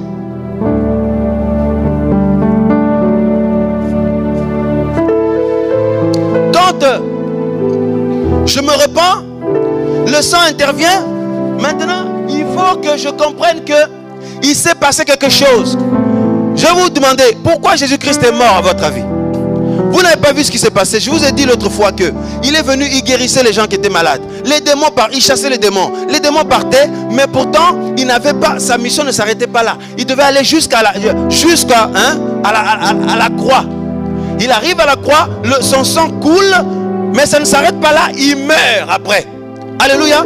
Et quand il meurt, ça ne s'arrête pas là, il doit ressusciter. L'œuvre de Jésus-Christ est glorieuse. C'est là où tous nos problèmes se règlent. Et le diable le sait très bien. Il sait que si un chrétien comprend bien comme il faut l'œuvre de Christ à la croix, il sait qu'il ne pourra plus toucher ce chrétien-là. C'est pour ça qu'il fait tout pour qu'on soit dans l'ignorance, qu'on soit des chrétiens de non. Il met en nous, donc on n'aime pas trop la parole de Dieu, on est superficiel, du coup on ne comprend pas trop les choses, on ne se réveille pas, on est toujours dépendant des gens, dépendant des soi-disant hommes de Dieu, tout ça là, et on continue à souffrir, à galérer, à être écrasé par l'ennemi, et au final beaucoup retournent dans le monde. Quand un chrétien comprend tout ce que Jésus-Christ a fait, le rôle du sang, le rôle de la croix, la mort, la résurrection, frère, ta vie chrétienne va changer. C'est une révolution ça. Ta vie chrétienne va changer. Le diable ne pourra même plus. Bien aimé, regardez comment on souffre. Nous aimons le Seigneur, mais on voit dans nos membres tous les jours de mauvaises choses. Et regarde comment, qu'on le veuille ou pas, ça nous touche quelque part. On culpabilise tous. Alléluia. Alléluia. Alléluia. Bon, alors, donc, je lis rapidement. Donc nous sommes bientôt à la fin. Nous sommes bientôt à la fin. Mais là, laissez-moi encore quelques minutes.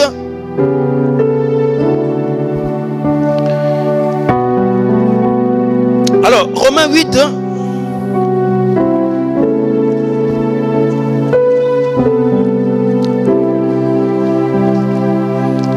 Tu es digne, Seigneur, de tout l'honneur. Romains 8, verset 3. Car chose impossible à la loi, parce que la chair la rendait sans force. Dieu a condamné le péché dans la chair, en envoyant à cause du péché son propre fils dans une chair semblable à celle du péché. Alléluia. Alléluia. Voilà. Jésus-Christ est venu dans une chair semblable à celle du péché. C'était, comme je l'ai dit, ce n'était pas la chair du péché. Hein? Et la Bible dit que nous sommes, quand Jésus-Christ est mort à la croix, nous étions en lui. Donc il nous a pris avec lui quand il est mort là. Quand il est parti à la croix, il a pris tous nos péchés. Même si on n'était pas encore nés, mes frères, Jésus avait pris nos péchés déjà qu'on allait commettre là. Il les avait pris d'avance. Il est parti à la croix pour payer le prix pour ça. Vous voyez un peu? Et quand il a payé, non seulement son sang a coulé, mais aussi il est mort pour résoudre le problème de notre vieille nature. Parce qu'il sait que la nature adamique est en nous. Il sait que s'il ne meurt pas, donc même si son sang a coulé, la nature adamique va continuer à agir. Donc nos membres vont continuer à désirer faire le mal. Jésus ne fait pas les choses à moitié. Quand il agit pas à moitié. Quand il dit qu'il nous délivre, il ne le fait pas à moitié. Quand il dit qu'il nous aime, il ne le fait pas à moitié. Alléluia. Il a pensé à tous les paramètres. Il règle d'abord le problème de nos péchés commis. Après, il règle le problème de l'origine de nos péchés, la chair ou l'autre vieille nature. Après, il nous donne la solution pour marcher en victoire sur tout ça. Alléluia. Bon, je résume. Le sang de Jésus qui a coulé, c'est pour faire expiation pour nos péchés. La mort de Jésus-Christ, c'est pour réduire à néant notre vieille nature qui nous pousse toujours à pécher. La mort de Jésus-Christ, donc la croix, sa mort réduit à néant notre vieille nature. Et dans sa résurrection, il nous emmène dans la gloire pour marcher dans une vie nouvelle, pour ne plus subir le péché, pour ne plus être esclave du péché, pour ne plus être esclave du diable, pour ne plus être esclave des démons. Frère, l'œuvre de Christ est glorieuse. L'œuvre de Jésus est glorieuse. Il y a beaucoup de points à toucher. Aujourd'hui, on va donc je vais rentrer un peu dans la parole par rapport à ça et nous finirons là. Dimanche prochain, on continue encore. Bien aimé.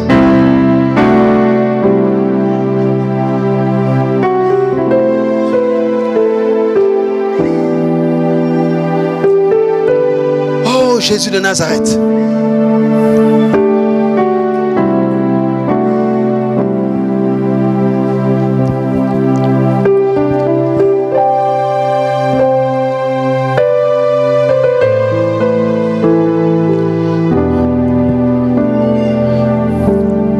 Dieu de gloire. Romains chapitre 6. Je vais lire le verset. Le verset 3 jusqu'en bas.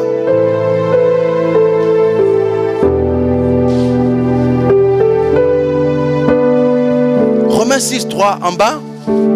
Ignorez-vous que nous tous qui avons été baptisés en Jésus-Christ, c'est en sa mort que nous avons été baptisés. Nous avons donc été ensevelis avec lui Même si on n'était pas encore né, mais il nous a pris avec lui. Donc quand il était en train de résoudre les problèmes de toute la race humaine, on était dedans. Alléluia. Nous avons été ensevelis avec lui par le baptême en sa mort, afin que comme Christ est ressuscité des morts par la gloire du Père, de même que nous aussi nous marchons en nouveauté de vie. Alléluia. En effet, si nous sommes devenus une même plante avec lui par la conformité à sa mort, nous le serons aussi à la conformité à sa résurrection. Alléluia. Et regardez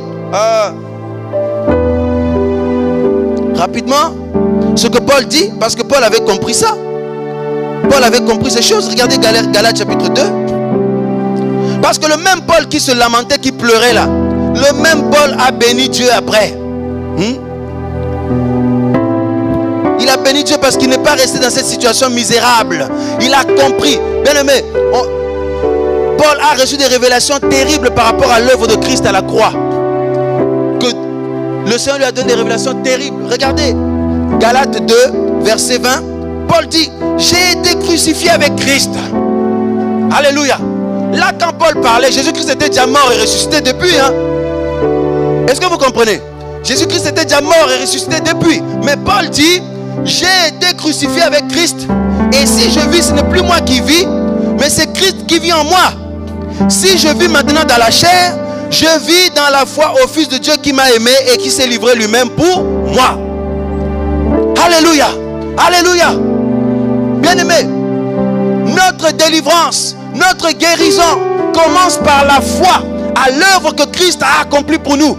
Donc en fait, tu vas rentrer dans cet héritage par la foi. Même si dans ce corps, le péché est là, même si la loi du péché agit toujours, mais par la foi, je veux sortir de la loi du péché, je vais rentrer dans le repos de Christ par la foi. Bien aimé, Dieu le dit. Le problème c'est quoi? C'est que beaucoup de personnes ils se disent, oui mais c'est écrit, mais comme pour l'instant, je vois toujours mes membres pécher, je me vois toujours faire les mêmes choses, donc est-ce que, et puis je vois beaucoup de pasteurs tomber, finir mal, je vois beaucoup de chrétiens tomber, finir mal, c'est que ça doit être compliqué, difficile, je ne m'en sortirai pas. Frère, Dieu te dit de croire avant de le voir s'accomplir. La foi agit avant la vue. Il faut d'abord commencer à accepter ce que Dieu dit, commencer à le croire, que ça rentre dans ton cœur, et tu vas voir dans le quotidien, tu vas rentrer dans la résurrection, dans la vie de Christ. Tu vas commencer à rentrer, c'est par la foi. Et le diable déteste les gens qui marchent par la foi. Il n'aime pas les gens qui marchent par la foi. Alléluia, alléluia. Je lis rapidement Romains 8. Oh mon Dieu, mon roi. Oh mon Dieu, mon roi. Romains chapitre 8, frères et sœurs. Regardez, le même Paul qui vient de pleurer, qui dit misérable que je suis, qui va me délivrer de ce corps de mort? Comment je vais m'en sortir? Et regardez ce que le même Paul dit. Romains 8, il dit, il n'y a donc maintenant aucune condamnation. Alléluia. Pour ceux qui sont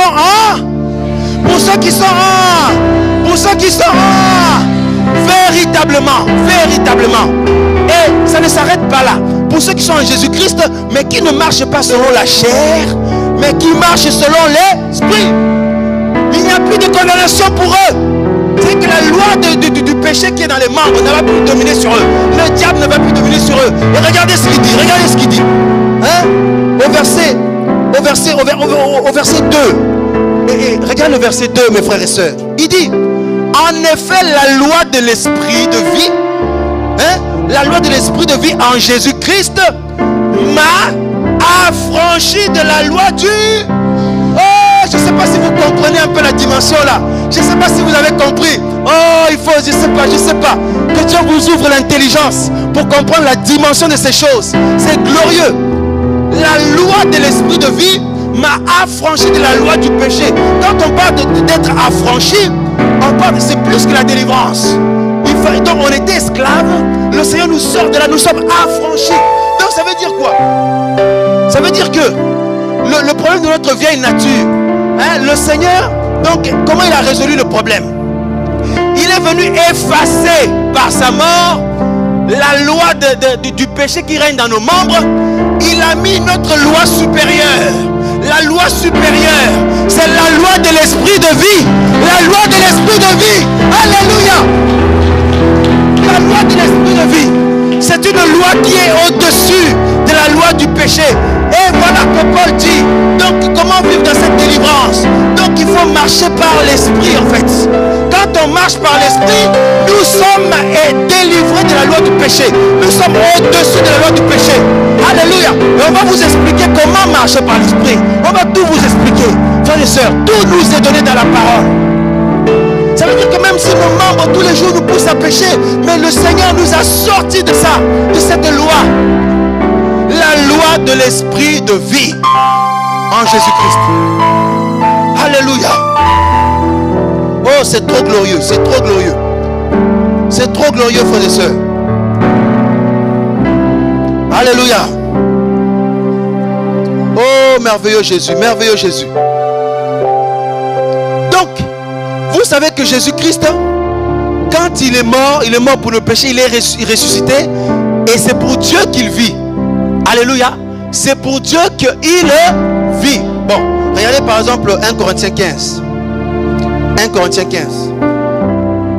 Rapidement. Quand on nous parle du premier Adam et du dernier Adam,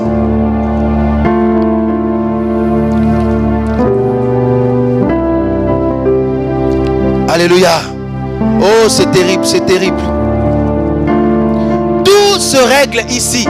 Pendant toute ta vie chrétienne, tu dois t'investir pour comprendre ça et pour commencer à le vivre. Le problème ne se réglera jamais quand tu vas voir, je ne sais pas qui, Bénin aux États-Unis. Tu vas voir, je ne sais pas quel prophète là-bas au Nigeria. Bien aimé, c'est en comprenant ce que le Seigneur a accompli pour toi. Regardez 1 Corinthiens 15. Le verset 45, on dit, c'est pourquoi il est écrit le premier homme, Adam, devint une âme vivante. Hein? Donc il marchait par les sentiments. Le dernier Adam est devenu un esprit vivifiant. Alléluia. 47. Le premier homme tiré de la terre est terrestre, le second homme est du ciel. Tel est le terrestre, tels sont aussi les terrestres. Tel est le céleste, tels sont aussi les...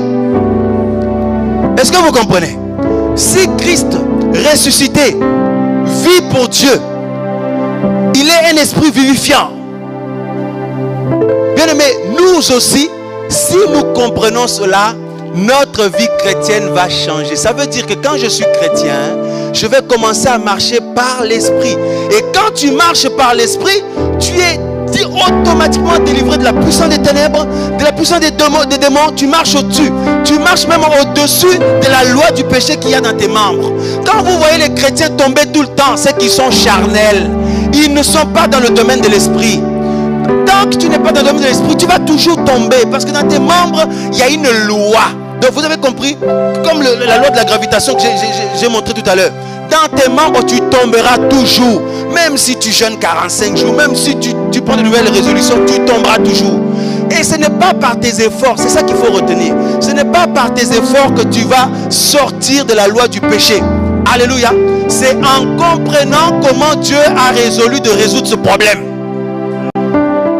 Dieu a résolu de résoudre ce problème comment? En annulant la loi du péché, en la remplaçant ou en mettant en place une autre loi qui est supérieure, plus glorieuse. Maintenant, si toi tu ne comprends pas ça, tu vas passer 10 ans, Seigneur, je te demande pardon. Je prie, Seigneur, maintenant, je renonce à la sirène des eaux. Je renonce à ça. Seigneur, je veux maintenant changer. Je vais te plaire. Tu vas faire cette prière, tu vas voir. Le lendemain, tu retombes encore. C'est d'ailleurs ce qui se passe. Tu pries aujourd'hui, là, le soir, tu tombes. Le lendemain, tu retombes. Dans une semaine, tu tombes encore. Ce n'est pas comme ça que le problème va se régler. Ça va se régler quand tu vas comprendre que la loi du péché, Dieu nous sort de ça parce qu'en remplaçant cette loi du péché par la loi de l'esprit de vie. Et quand tu vas rentrer dans une marche par l'esprit de vie, tu vas voir, tu seras dans une marche glorieuse. Tu ne vas même pas forcer. Et ce n'est pas une marche qui se force. Demandez-moi pourquoi. Demandez-moi. Oh, vous dormez. Oh là là là là. C'est terrible. Je prie que Dieu vous ouvre l'intelligence. Hein? C'est pour ça que vous tombez toujours. On tombe tout le temps aussi. Parce qu'on est trop dans la chair. C'est les choses de l'esprit là. On doit vraiment comprendre cette dimension. Comment pouvez-vous dormir? Alléluia. Vous voulez toujours qu'on vous impose le main. 10 ans qu'on t'impose le main. Regarde. Tu n'es même pas dans la victoire. Tu mènes une vie de défaite. Oh, tel est l'homme de Dieu là-bas. Tu cours. tel homme de Dieu là-bas, tu cours. On dit non, pour régler problème de malédiction familiaux, problème de péché, il faut faire un jeûne de 50 jours, tu vas le faire. Il faut se mettre de l'huile, je ne sais pas où, tu vas le faire. Voilà comment on reste dans la bassesse. Il faut aimer la parole. Il faut prier que Dieu ouvre ton intelligence. Tout est dans la parole. Et quand tu comprends, frères et sœurs, mais tu rentres dans une dimension de foi. Regardez, quand on s'est donné à Jésus-Christ, on ne l'a pas forcément vu de nos yeux, mais c'est par la foi, nous l'avons vu. Alléluia. Alléluia. Pierre vient de pécher, il n'a rien pris. Le Seigneur dit, jetez encore le filet. Vous allez prendre quelque chose. Pierre dit, mais attends, on vient de pécher. Je suis pécheur depuis des années. Je viens de pécher, on n'a rien pris. Dans cet endroit, il n'y a pas de poisson. Le Seigneur dit, jette encore le filet. Pierre dit, sur ta parole, je jetterai le filet. Quand il a jeté, le filet était blindé. Et le filet était plein de poissons. Frère, la parole du Seigneur, elle est puissante. Alléluia. Alléluia.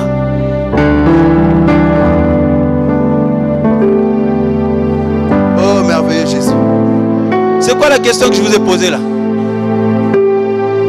Hein? Il y a 2 secondes là. J'ai dit quoi? La question que je viens de poser. Hein?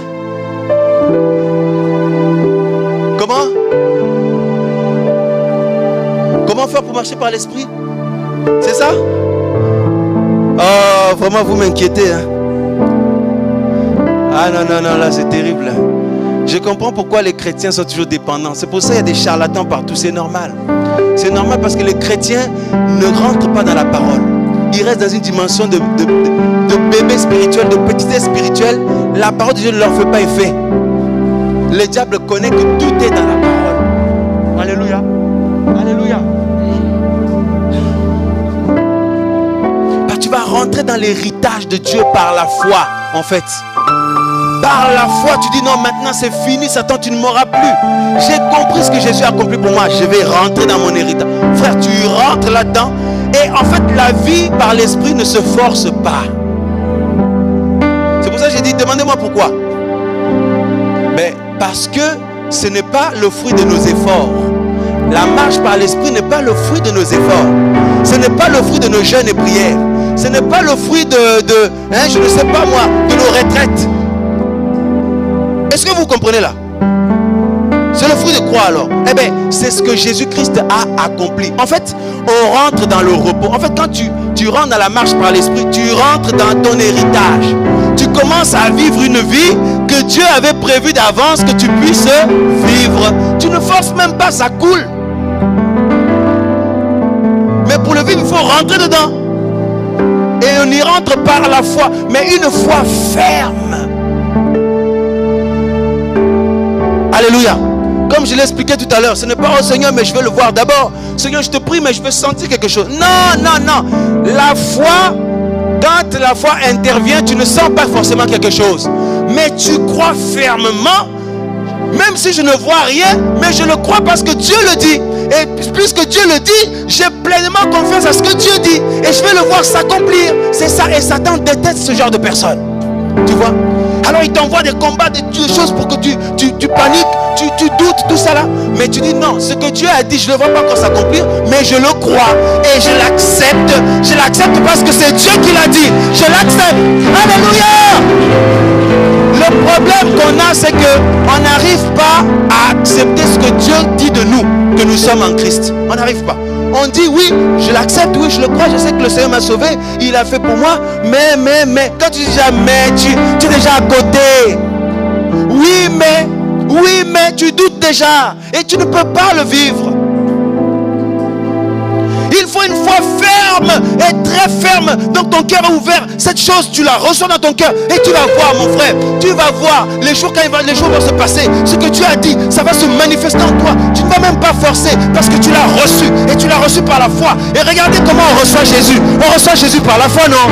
On ne l'a pas vu, mais on le reçoit par la foi. Et si tu reçois ce qu'il dit, qu'il a fait de toi en Christ, tu le reçois par la foi. Et là, tu rentres dans le terrain de l'esprit. Tu rentres dans la dimension glorieuse. On y reviendra. Alléluia.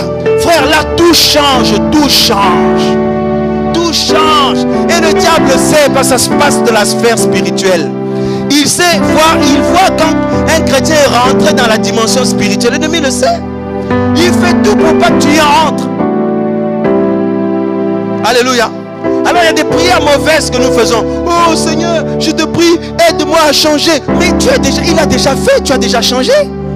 Il t'a déjà donné une nouvelle nature. On va voir ça dimanche prochain. La nouvelle nature en Christ, l'homme nouveau. C'est pour ça Paul disait, quand quelqu'un est en Christ, les choses passées sont, les choses anciennes sont passées, toutes choses sont devenues nouvelles. En fait, l'homme nouveau, Christ, quand tu viens à Jésus, le Seigneur te donne un nouveau toi. Donc, un homme nouveau, une nouvelle nature. C'est-à-dire que tu ne viens plus, tu ne sors plus d'Adam et Ève, maintenant tu sors du ciel. Il y a, de la même manière que dans notre corps, le sang d'Adam et Ève coule, eh bien, avec l'homme nouveau, le nouvel homme, la nouvelle nature en Christ, c'est le sang de Dieu qui coule dans tes veines. Et dans le sang de Dieu, il y a la vie. Le sang de Dieu n'est pas pollué par le péché et tout ce qu'on a cité au début. Vous comprenez? Donc, l'homme nouveau, il est guéri de naissance, il est délivré de naissance, il marche sur la victoire du péché de naissance. On n'a pas besoin de prier pour lui, on n'a pas besoin de lui imposer les mains. En fait, c'est un être glorieux en Christ. Aucun démon ne peut le dominer. Il est guéri de naissance. Il est glorieux de naissance. La vie de sainteté, c'est sa nature. L'homme nouveau. C'est pour ça Paul, tout son travail a été d'écrire aux épîtres de dire aux chrétiens, il dit, faites tout pour vous dépouiller de la vieille nature, pour vous revêtir de la nouvelle nature. Ben, c'est là que tous nos problèmes se règlent. Nous finirons là pour aujourd'hui. Tous nos problèmes se règlent là, frères et sœurs. Quand tu comprends ça, maintenant ta vie chrétienne, tu ne dois plus dire, regarde les prières mauvaises qu'on fait là. Seigneur, change-moi, Seigneur, change-moi. Mais non, mais il t'a déjà changé. Il t'a déjà donné une nouvelle nature. Quand tu dis Seigneur, change-moi, déjà tu fais une prière qui n'est pas correcte. Tu vas dire qu'elle est correcte, mais tu n'as pas compris l'œuvre de la croix. Parce que quand tu l'as compris, tu vas dire Seigneur, aide-moi à me dépouiller du vieille nature. Aide-moi à comprendre encore ce que tu as accompli pour moi. Je vais rentrer dans mon héritage. Mais il y a beaucoup de chrétiens. Seigneur, change-moi. Seigneur, donne-moi la vie éternelle, s'il te plaît. Seigneur, mais la vie éternelle, nous l'avons déjà. Jean dit, je vous écris pour que vous sachiez que vous, tous qui avez Jésus-Christ dans votre vie, vous avez la vie éternelle. Ce n'est pas qu'on l'aura, on l'a. Elle est en nous par la foi et par la nouvelle nature. Frère, c'est ça où on va marteler. Nos problèmes se règlent là. Est-ce que vous comprenez? Est-ce que vous comprenez? Dimanche prochain, prions tous le Seigneur qui ouvre notre intelligence quand on vient ici pour qu'on comprenne ça. Parce qu'aujourd'hui là, je ne suis pas content là. Parce que je parle comme ça, je ne sais pas si vous comprenez. Parce que notre délivrance passe par la compréhension de ces choses. Et l'homme nouveau, on n'a pas besoin de chasser les démons chez lui. Je vous le dis, parce qu'il est né d'en haut, il est né du ciel. Il n'y a aucun démon qui peut le dominer. Il est glorieux comme Jésus. Est-ce que vous comprenez? La nouvelle nature. Il n'y a pas besoin de délivrance. Il n'y a pas besoin de mauvais caractère d'Adam et Ève. Non, dans la nouvelle nature, on n'a qu'un seul caractère. Le caractère de Jésus-Christ. Le caractère d'en haut. Voilà pourquoi tu ne forces pas, mais la vie de Jésus coule en toi. Dimanche prochain, tout le monde, nous sommes en prière, que Dieu ouvre notre intelligence pour qu'on comprenne un peu les choses. Même cette semaine-là, que le Seigneur nous accorde de comprendre tout ce partage. Parce que quand on parle de le Seigneur Jésus s'est levé, il va agir dans ta vie. Alléluia. Les démons qui te possèdent là, le Seigneur les chasse. Alléluia. Mais quand on commence à expliquer ça, le chrétien se là, on regarde. Alors que tout, le plus important, c'est ça. Le diable a réussi à tout inverser pour qu'on soit des gens qui aiment l'excitation. On aime là quand on vient, on te pose les mains. Oh, on te touche là. Oh, hein? On me pose les mains. Oh, c'est ça que j'aime, c'est ça qu'on aime. Mais le diable, il s'en fout. Je peux tomber, on me pose les mains, je tombe. On me chasse des démons. Mais vous voyez, pendant 10 ans, 15 ans, c'est la même chose que je remets sur la table. Et si Jésus revient, même si l'apôtre Paul était ressuscité pour m'imposer les mains, même si l'apôtre Pierre était là pour m'imposer les mains, je ne vais pas au ciel. Ceux qui vont aller au ciel, c'est ceux qui comprennent ces choses-là. Ma prière, c'est ça. On va prier. Je vais prier pour vous aussi. Nous tous prions pour ça. Quand on va comprendre ça, mes frères et sœurs, tous nos problèmes sont résolus. Alors, il y en a qui vont dire, mais je fais comment? Si j'étais possédé, je fais comment? Écoutez, si tu étais possédé des démons, mais tu te répands vraiment de mauvaise chose que tu as fait, tu reçois vraiment Jésus-Christ dans ton cœur. Jésus-Christ, il est le lion de la tribu de Judas. Quand tu t'es repenti, il rentre dans ta vie. Quand il arrive, tous les petits lions là, tous les démons s'en vont tout seuls. On n'a pas besoin de prier pour toi. Alléluia. Parce que le roi de gloire fait son entrée dans ton cœur. Et tous les démons familiaux, tout ça, ils partent tout seuls. Et là, par la foi, tu rentres dans ton héritage. Mon frère, ma soeur, que Dieu nous aide à comprendre la dimension glorieuse de ces choses. Vous allez voir, votre vie chrétienne va changer. Tu peux être jeune, mais tu vas marcher dans une gloire terrible. Tu vas marcher dans une dimension terrible.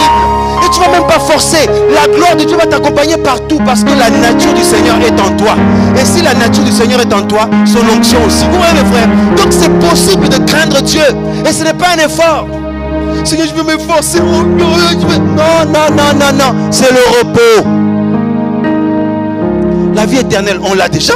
Christ en nous, nous avons la vie éternelle. Christ en nous, nous avons la délivrance, la guérison. Alléluia. Oh Seigneur, aide-moi à changer. Non.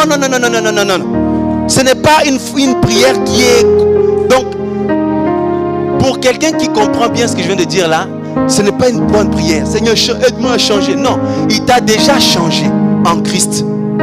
Alléluia. Il t'a déjà changé parce qu'il t'a donné une nouvelle nature. Maintenant, Seigneur, aide-moi à comprendre que tu m'as donné une nouvelle nature. Aide-moi à me revêtir de cette nouvelle nature. C'est différent. Alléluia. Je m'arrête là pour aujourd'hui. Dimanche prochain, nous continuerons pour toucher d'autres points. Pour toucher d'autres points par rapport à cela.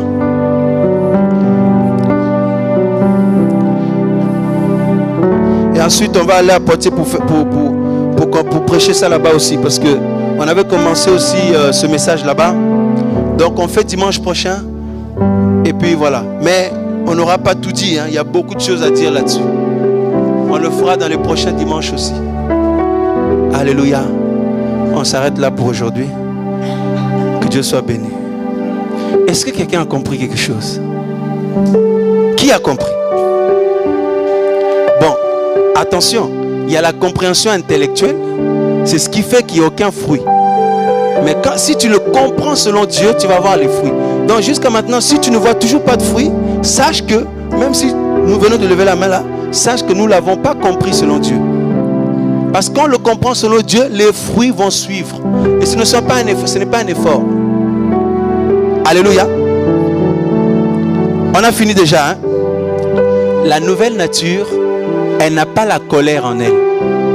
La nouvelle nature n'a pas les querelles en elle. La nouvelle nature n'a pas le venin du péché. Parce que le péché, c'est le venin du diable. Alléluia. Mais oui, le diable est un serpent. Quand Adam et Ève sont tombés dans le péché, le diable les a mordus. C'est ce qui fait que maintenant la chair là, est-ce que vous savez que la chair est aussi puissante qu'un démon?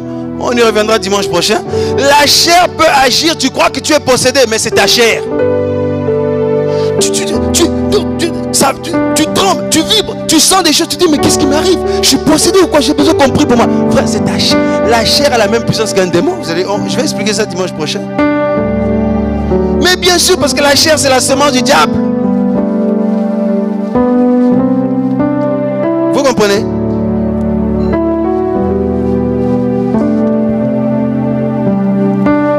L'objectif maintenant, je vais prier pour ça, c'est que les frères et sœurs comprennent que ce message rentre. Je vous assure que tous nos problèmes se règlent là.